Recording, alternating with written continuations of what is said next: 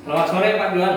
Ya, selamat sore. Apa kabar? Baik, puji Tuhan, Yesus luar biasa. Pak Juan bisa perkenalkan diri mungkin, nama, istri, keluarga, atau mungkin tempat pelayanan, silakan. Ya, bisa.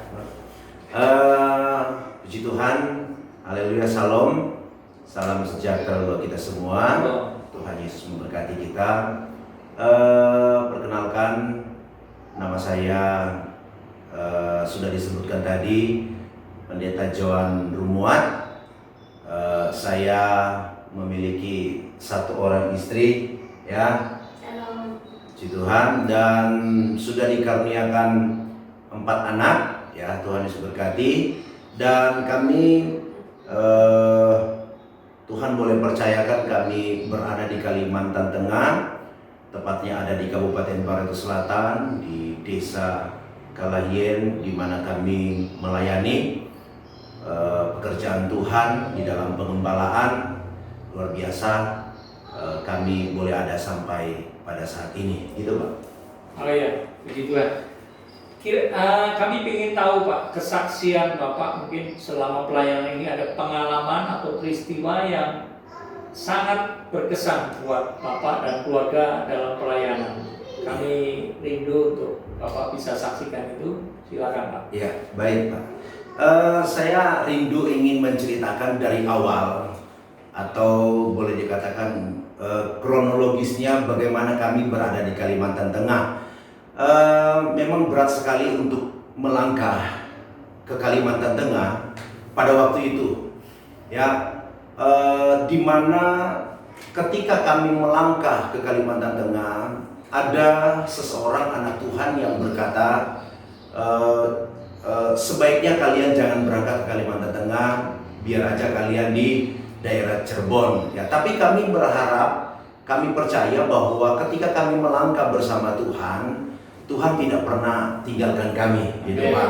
Jadi singkat cerita, kami boleh ada di Kalimantan Tengah, di Desa Kalahien, di mana pelayanan kami ini kami melihat secara rohani mengalami sebuah pertumbuhan, ya, baik itu secara berjemaat di dalam pelayanan kami, di mana kami bermasyarakat, itu mengalami sebuah saya boleh katakan ada peningkatan dari satu kakak kami boleh melayani, dan Tuhan boleh percayakan lebih dari satu kakak saat sekarang ini.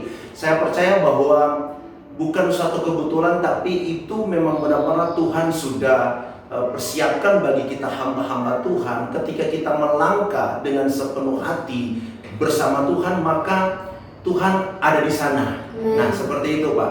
Jadi ada kesaksian juga yang membuat kami semakin termotivasi, semakin semangat di dalam kami melayani Tuhan, di mana kami tidak pernah merasa kekurangan, begitu Pak. Amen. Kami tidak pernah merasa kekurangan, dan kami tidak pernah orang bilang itu menunjukkan belas kasihan atau mau diperhatikan, tidak pernah Pak. Jadi kami hanya berdoa saja kepada Tuhan, kami berpuasa, dan memang kebetulan ada jadwal doa puasa gembala bersama jemaat, ya, seminggu sekali kami lakukan itu. Kami percaya kalau seorang hamba Tuhan itu tidak akan pernah ditinggalkan oleh Tuhan. Amen. Itu Pak. Jadi kami merasa bahwa mujizat itu secara jasmani pun itu tidak pernah jauh dari kehidupan kami keluarga pastori. Nah, mungkin ada nanti yang mau ditambahkan oleh istri saya, ada satu kesaksian yang paling terbaru, ya, terbaru, tetapi ada juga yang terbaru yang beberapa minggu yang lalu aja, atau 3 minggu yang lalu. Nanti bisa mungkin diceritakan oleh istri saya. Ini kesaksian yang bagi saya ini luar biasa, dapat mendorong iman percaya kita kepada Tuhan. Silakan Pak, boleh saya potong bentar? Ya. Jadi berapa tahun sekarang di Desa Kalahien? Sudah berapa tahun? Nanti bulan 4 itu 7 tahun Pak kami melayani di sana. Oh begitu. Ya, baik, silakan kalau ada kesaksian. Haleluya, puji Tuhan. Saya sebagai istri, ibu gembala, saya sangat bersyukur kepada Tuhan bagaimana menghidupkan 4 anak itu tanpa pekerjaan mungkin bagi manusia, bagi dunia mustahil. Tapi Tuhan kami yang kami layani adalah Allah yang hidup, Allah yang mengerti, Allah yang melihat kesungguhan hati kami. Suatu saat kami kehilangan keyboard di gereja, kami hanya bawa di dalam doa dan puasa. Kebetulan Pak Samuel datang mengunjungi kami dan berkata itu pasti kembali, dan memang keyboard itu kembali. Hanya dengan kekuatan keyboard doa. yang sama. Iya. Dikembalikan. Kembali keyboard yang sama dengan itu semua mujizat Tuhan.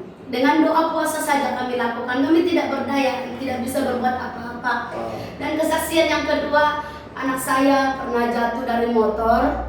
Motor itu sampai rongsok, pokoknya bodinya itu hancur. Puji Tuhan anak saya nggak apa-apa, tidak luka. Dan luar biasa suatu saat kami dipanggil berdoa, karena kami melayani itu bukan hanya di desa itu, tapi desa-desa lain bisa atau kota bisa memanggil kami untuk berdoa. Puji Tuhan, kepercayaan Tuhan luar biasa. Suatu sore suami dipanggil berdoa, saya di belakang dibonceng dan orang-orang banyak melihatin kami. Saya heran kenapa pakaian suami saya rapi, tetapi apa yang terjadi dilihat orang, motor kami jalan rongsokan. Saudara, saya di belakang menangis. Saya bilang, Tuhan, kami hanya rindu untuk melayani Tuhan, tetapi kami harus mengalami ujian seperti itu. Dan setiap saya ingat itu, saya meneteskan air mata. Suami saya ngobrol di depan, dia tidak tahu saya nangis. Saya bilang, Tuhan, Engkau punya rencana yang indah. Amen. Tapi 1 bulan berikutnya, saudara, luar biasa. Tuhan lihat air mata saya. Ada seorang ibu, kami berkunjung, lalu kami tidak tahu mengantar undangan Natal. Kami tidak tahu apa yang mau rencana Tuhan kami di tempat itu. Tetapi begitu kami sampai, ibu itu bilang, oh Bapak Pendeta, puji Tuhan ada di sini. Sebenarnya kami juga mau ke tempat Bapak Pendeta. Kami hanya terdiam dan terheran kenapa, ada apa. Sekalinya tahu saudara Bapak Ibu semua penonton, siapapun yang mendengarkan, kami diberi 1 unit motor. Luar biasa Tuhan, luar biasa. Saya hanya dan suami hanya terdiam, bisa menangis di kaki Tuhan. Percayalah bahwa Tuhan yang kita layani, Tuhan yang kita sembah, Tuhan yang Maha mengerti. Amin. Tuhan Yesus memberkati. Mungkin saya bisa tambahkan silakan. Jadi saya hanya bisa berkata demikian. Ketika hidup di dalam Tuhan, melakukan apa yang Tuhan mau, Tuhan perintahkan dalam kehidupan saya dan saudara dengan ketulusan hati, sekecil apapun yang kita perbuat, kalau memang itu dengan ketulusan hati, yakin dan percaya itu akan selalu menyentuh hati Tuhan. Ya mungkin seperti itu. Sehingga kami merasa bahwa banyak sekali mujizat, dan itu salah satu yang diceritakan oleh istri saya, bagaimana Tuhan tetap pelihara kami dan bagaimana pelayanan kami di sana. Kami merasa seperti apa kata Alkitab, Tuhan mau jadikan kita bukan ekor tapi kepala. Kami merasa itu pelayanan itu sedikit demi sedikit itu mengalami kemajuan dalam bentuk jiwa-jiwa yang Tuhan percayakan bagi kami. Gitu Pak. Ya, baik, terima kasih. Kira-kira dari Palangkaraya, ibu kota Kalimantan Tengah, ke tempat pelayanan Bapak, Kalahien itu berapa kilo? Kalau kilonya saya kurang tahu persis, tapi jamnya. Kalau Buntok itu sekitar 200 km. Kalau Kalahien mungkin 180 kilo aja. Ya, 180-an. Berapa jam biasanya? Bisa 2,5 jam, bisa 3 jam. Nah, tergantung ya. Tapi kalau santai 4 jam. 4 jam ya. Baik. Sekarang saya mau tanya, apa pergumulan Bapak saat ini? Mungkin ada visi ke depan atau ada hal-hal yang sedang didoakan, sedang digumulkan. Silakan Bapak bisa sampaikan. Terima kasih banyak. Satu pertanyaan bagi kami, apa visi ke depan atau pergumulan? Saat ini kami sedang bergumul di mana kami punya tempat pelayanan cabang, tepatnya di Desa Penda Asam, di mana ada jiwa-jiwa di sana yang haus lapar akan kebenaran firman Tuhan, dan itu bukan bukan kami dengar dari orang lain, tetapi itu jiwa-jiwa itu sendirilah yang menyampaikan kepada kami bahwa ketika Bapak Pendeta punya tempat pelayanan nanti di desa ini, maka mereka akan benar-benar mencari Tuhan itu dengan sepenuh hati mereka, dengan kerinduan mereka. Jadi rupanya mereka itu haus lapar akan kebenaran firman Tuhan. Jadi kami punya kerinduan di sana supaya kami bisa membeli tanah dan membangun gereja. Ya, itu yang pertama pergumulan kami. Dan di tempat pelayanan kami yang ada sekarang ini, ya memang saat ini kami masih memiliki pastori yang darurat. Bahkan bahan-bahan yang kami pakai itu masih dari kayu bulat lagi. Dan kebetulan ya boleh dikatakan ya kami sih bersyukur aja dengan keadaan yang ada. Sekalipun itu kalau dilihat secara kasat mata manusia mungkin sudah waktunya untuk direnovasi, tetapi kami hanya bisa berdoa saja dengan Tuhan. Karena kami tidak punya harta, kekayaan dan lain-lain, tapi kami punya Tuhan. Di dalam pelayanan kami yakin dan kami percaya bahwa waktu Tuhan itu adalah waktu yang terbaik dari kami. Dan untuk penyediaan sarana prasarana gereja pun kami sangat memerlukan. Yang kami prioritaskan ini adalah tempat duduk, bangku. Itulah yang kami prioritaskan sekarang dalam sarana prasarana untuk gereja. Ya, dan saya yakin dan saya percaya bahwa Tuhan pasti akan nanti siapkan semuanya. Amin. Mungkin ada kata-kata inspirasi atau motivasi yang mau diberikan, silakan. Mungkin atau ada ayat yang selama ini menjadi motivator dalam pelayanan Bapak. Silakan. Atau mau berikan sesuatu pesan. Kita bisa mungkin mulai dari istri saya atau Ibu Gembala. Silakan. Dari ayat mana apa yang bisa singkat saja. Sekalipun itu nanti ada juga dari saya. Silakan. Kalau dari saya, tetaplah berdoa. Amin. Andalkan doa dalam segala hal. Amin. Dalam 1 Tesalonika 5 ya. Tuhan Yesus memberkati. Dari kami satu ayat yang mungkin bisa nanti Bapak Ibu Saudara yang saya kasih dalam kasih Tuhan Yesus Kristus, Yeremia pasal 29 ayat 11. Di sana dikatakan rancangan Tuhan itu bukanlah rancangan kecelakaan. Amin. Tapi rancangan Tuhan itu adalah rancangan damai sejahtera. Karena ketika anak Tuhan, seorang hamba Tuhan, ada damai sejahtera di dalam keluarga rumah tangga mereka, maka kita yakin dan kita percaya bahwa di sanalah Tuhan memerintahkan berkat turun atas kehidupan saya dan saudara. Di dalam Mazmur pasal 133 ya, di sana Tuhan perintahkan berkat ketika kita ada damai sejahtera. Karena yang paling terpenting dalam kehidupan kita, di dalam pelayanan kita, rumah tangga kita ada damai sejahtera ya, sehingga dengan damai sejahtera itu Tuhan pasti akan memakai kita dengan dahsyat dan luar biasa. Amin. Ya, tadi ayatnya mungkin 1 Tesalonika 5 ayat 17. Tetaplah berdoa. Puji Tuhan. Bapak terima kasih sekali buat perkenalannya, buat kesaksiannya, buat sharing apa yang menjadi visi pergumulan juga Bapak, dan juga motivasi lewat firman Tuhan, lewat kesaksian. Kami berterima kasih. Dan untuk terakhir, kami minta menyanyikan sebuah lagu yang lama tapi dan itu lagu yang sangat berkesan, lagu yang memberkati dalam pelayanan Bapak dan Ibu.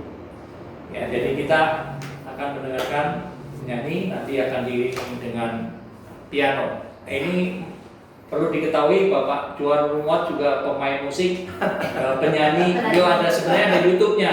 Ya. Semoga nanti akan buat channel YouTube sendiri. Amin. Karena lagu-lagunya sangat memberkati. Amin.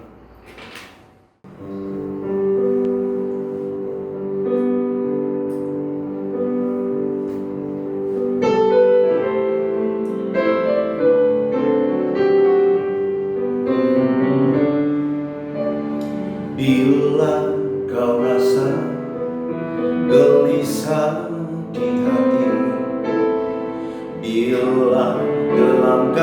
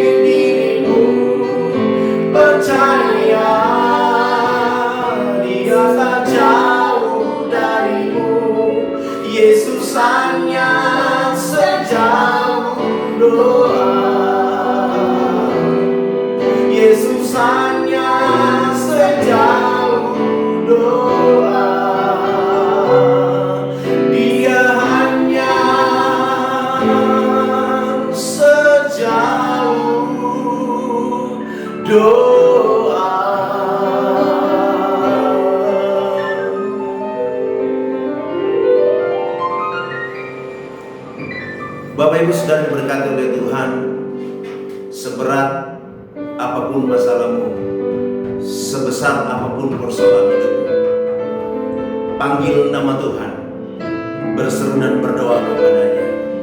Jawaban yang pasti dari Tuhan akan menjadi bagian dalam kehidupan saya dan saudara. Puji Tuhan, Tuhan Yesus memberkati. Shalom.